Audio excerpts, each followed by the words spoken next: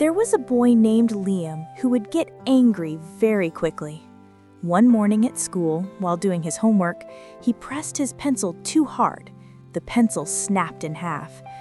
Frustrated, Liam threw the broken piece on the floor and said, "This always happens. Nothing ever works for me."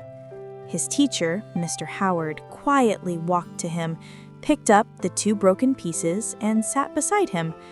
He gently said, "Liam, do you think this pencil is useless now?" Liam looked down and replied, "Of course, it's broken." Mr. Howard shook his head with a smile. "No, it's not useless. Look." He took a small sharpener, carefully sharpened the shorter piece, and handed it to Liam. "See?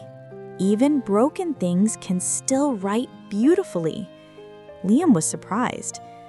Mr. Howard continued, "In life, we all break sometimes. We make mistakes, we lose our temper, we feel disappointed.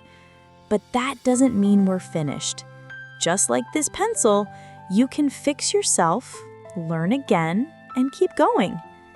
Liam quietly nodded. Then, Mr. Howard added one more important line. "Remember, Liam, being broken is not the end. What truly matters is what you choose to do after the break." From that day on, Liam slowly learned to control his anger. Whenever he felt upset, he would look at the small, repaired pencil inside his bag and remind himself that every break can become a new beginning.